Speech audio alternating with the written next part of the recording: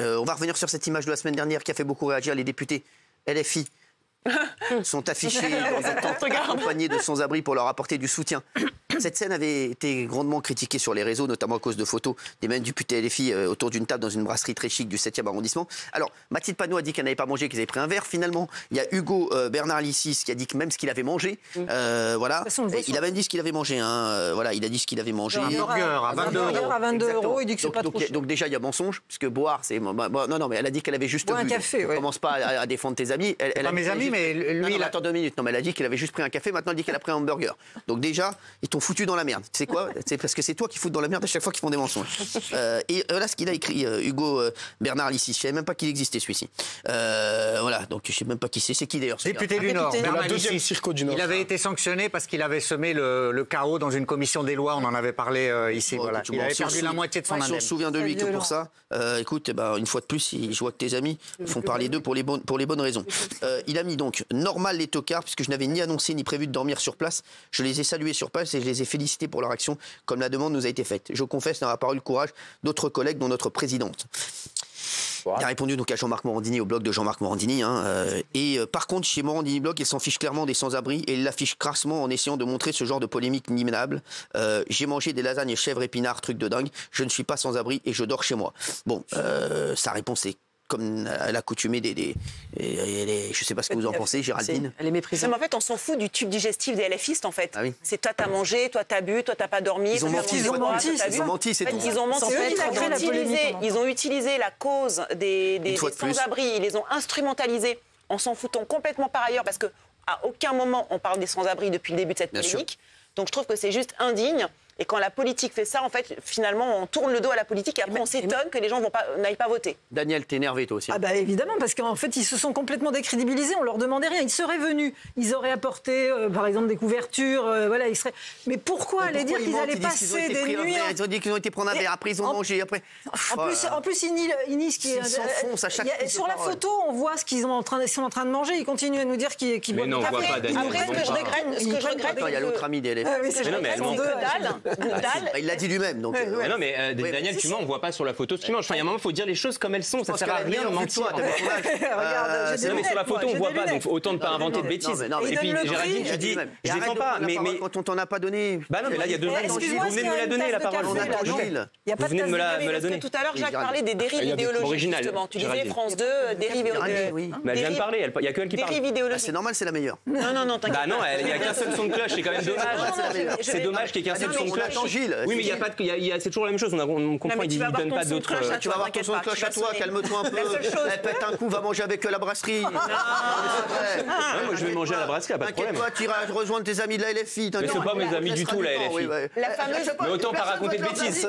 Autant pas raconter de bêtises. Elle raconte pas de bêtises. Mais vous voyez sur la photo qu'est-ce qu'il mange là? On voit 2 verres, qu'est-ce que tu racontes? Ça, c'est une table où on a C'est quoi, c'est des mangé. lasagnes aux chèvres ou aux épinards? Excuse-moi, il n'y a pas de tasse de café. Il l'a dit lui-même. On en est dans les détails. C'est bon, fin de détails. l'histoire, il l'a dit lui-même. Petit 1, c'est indéfendable. Voilà. Qu'est-ce qui est indéfendable? Ce qu'ils ont fait, c'est nul en fait. C'est catastrophique. Non, c'est nul, mais c'est pas un crime, faut pas non plus. Arrête de couper les gens. On dit juste qu'elle me parle, je peux pas lui répondre. J'écoute comme ça bêtement et je. C'est catastrophique. Tu verras quand tu feras une émission, tu comprendras. Et de l'autre côté, le droit au logement, je regrette malgré tout, comme tu dis, la dérive idéologique. Je regrette qu'aujourd'hui, Dalle n'invite que la LFI pour venir parler de ça, parce que ça devrait concerner tous les partis politiques, de la même manière que, je sais pas, l'écologie, c'est pas forcément un truc de gauche. Mais en plus, voilà, attendez, on va laisser parler Arlette Laquillier, et après vous pourrez vous exprimer. Arlette, vas-y. Non, mais t'as raison, c'est pas... Arlette en blazer. La gauche n'a pas le monopole... On y va, vas-y ma chérie. Je peux faire une phrase, c'est chaud. La gauche n'a pas le monopole du cœur, t'as raison, tout le monde devrait être ému de ça. En l'occurrence, c'est eux qui tentent quelque chose qui, je suis d'accord, est particulièrement malaisant et mal fait, mais je pense que l'intention ne mérite pas autant. Je trouve qu'autour de la table, on est quand même vachement virulent pour un truc qui n'est pas non plus dingo, quoi. Si l'URL avait fait ça, tu verrais. C'est de mauvais goût, mais... Elle a des AirPods dans une tente et elle sort du restaurant. Elle sort du restaurant. Vous voulez quoi, qu'elle prenne pas de douche pendant 3 semaines? Qu'est-ce que vous voulez qu'elle fasse? À quel moment ça fonctionne? J'aime pas cette hypocrisie, tu continues. J'aime pas cette hypocrisie.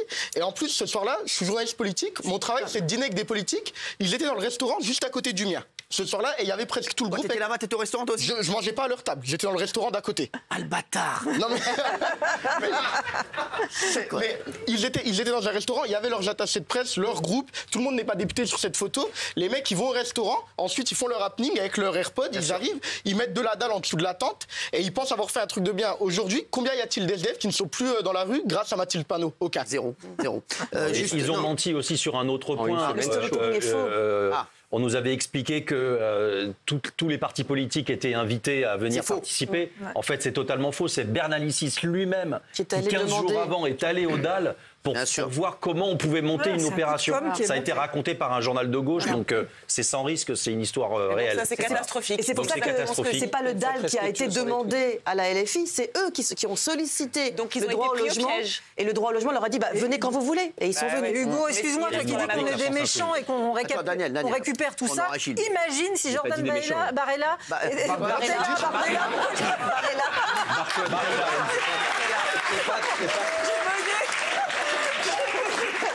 Jordan Bardella était des copains normalement. J'ai bugué. Imagine si Jordan Bardella avait fait ça avec Éric Ustupru. C'est lui qui a fait les lasagnes.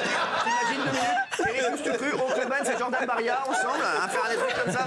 Franchement, on se serait tous vraiment mis vent debout. Alors justement, j'ai une petite bonne nouvelle pour toi. Il y a quelqu'un qui t'embrasse, Didier Panzani. Non, mais si Jordan Bardella avait été sous la tente 2 heures et serait reparti en disant je vais passer la nuit, est-ce que Libération n'en aurait pas fait 4 pages, un dossier spécial et ça n'aurait pas... Je pense pas qu'il l'aurait fait, mais en tout cas, je pense pas on n'est pas que des méchants qui instrumentalisent tout ça. Il l'aurait fait. Désolé. Libération l'aurait fait. Tu dis je pense pas qu'il aurait fait ça, enfin qu'il fasse ça. Parce que tout d'un coup la gauche a juste le cœur et la droite n'a pas le cœur. Non, mais c'est souvent, je suis désolé de forcer de constater que c'est souvent des sujets qui sont pris en main par la gauche plus que par la droite et encore plus par l'extrême droite. L'extrême droite, sa priorité, c'est de parler d'immigration. Tombé dans le piège de la com. On voit bien que je suis pas né la dernière pluie. Il y a même un autre truc, il est tombé dans le panneau. Bravo Mathilde. S'il vous plaît. Allez chérie, ça fait 5 minutes qu'on parle de ce sujet, on n'a même pas eu Gilles Verdez. Gilles, ça change. Sache que moi je ne dirai rien. Mais moi je vais vous répondre directement à vous, les yeux dans les yeux. Tu me parles pas. Ah si, parce que votre question c'était... Pardon? Non mais il cherche. Mais tu cherches. Non, je réponds. Parle-nous à nous. Attends, on va voir ce qu'il va dire. C'est des nouvelles résolutions. Laissez-le faire, laissez-le prendre ses responsabilités. Redonnez-moi ma fiche. Elle est où la fiche? Alors, elle est où? Alors, normal les tocards. Je ne suis pas sans abri, je dors chez moi. Normal les tocards. Oui, ça. Êtes-vous choqué par la réponse du député insoumis Hugo Bernat-Smith là? Oui, Bernat-Célis. Je m'en fous, c'est le mot de ton ami, je m'en fous totalement. Non mais je te le dis. Donc, et déjà, pas de ton petit ton, tu t'avances pas comme ça. Tu te mets derrière, Daniel, tu te mets bien devant que je te vois. Parce que toi, je t'aime. Et tu te mets derrière Daniel pour que je puisse bien profiter du physique de Daniel lors de ce moment difficile. Merci. Vas-y, tu sais, ça, c'est des moments que je redoute quand j'arrive le lundi. Tu sais, je me dis, quand est-ce que Gilles Verdez va prendre la parole sur ses amis ou sur des sujets sur lesquels on n'est pas du tout d'accord avec lui. Donc, Daniel, approche-toi, chérie, que je te vois bien. Parce que quand je te vois, tu me détends. Toi, tu es ma Thalasso et lui, c'est mon cauchemar. C'est mon Anne Hidalgo. Allez. Non, pour moi, vous êtes la vertu incarnée. Là, je suis triste parce que vous posez la question, a-t-il menti ou pas? Il a menti. Et vous connaissez la réponse. Il n'a pas menti. Il n'a pas menti. Lui, il a pris un verre. Non, lui. Il a dit qu'il avait pris une verre. Lui. La question qu'on te pose là, êtes-vous choqué par la réponse du député? Non. Normal les tocards. Non, et il n'a pas menti. Un député, ça parle comme ça? Un député, ça parle comme ça? Non, qu'un député dise normal les tocards.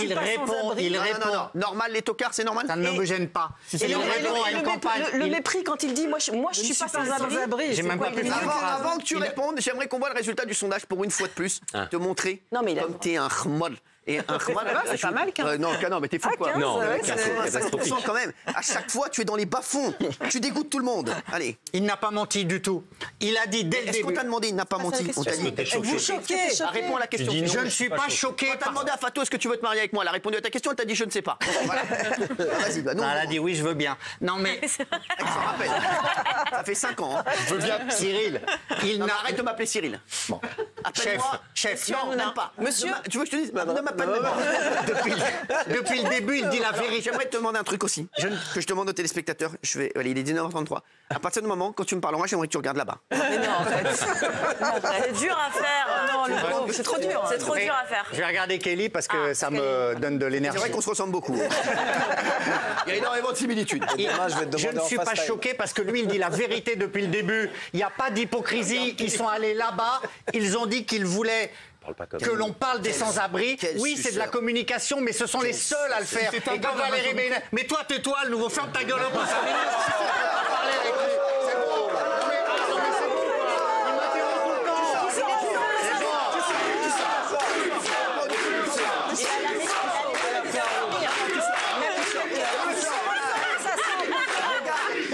bon. Pas ta gueule au nouveau. Pas ta gueule au nouveau. C'est le Stéphane Chien de voir ça.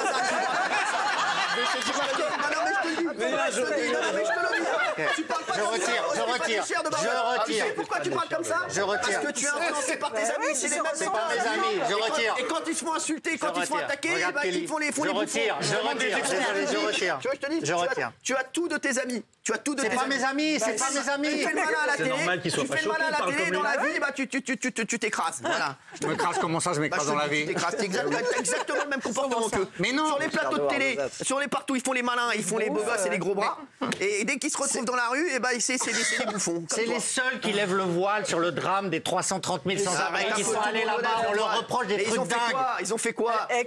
Arrête ta démagogie, Gilles Verdez. Et c'est pas parce qu'ils ont pris un burger à 22 €. J'aimerais qu'il te réponde, Radouane, parce que comme tu lui as dit ta gueule, j'aimerais bien juste sur le sujet. Ça avait été un député d'En Marche qui avait fait un tweet en marquant les tocards ou qui avait fait preuve de ce mépris de classe, du mépris de classe dont a fait preuve Hugo Bernalicis. Tu aurais certainement été le premier à t'opposer puis à gueuler ici. Non, normal.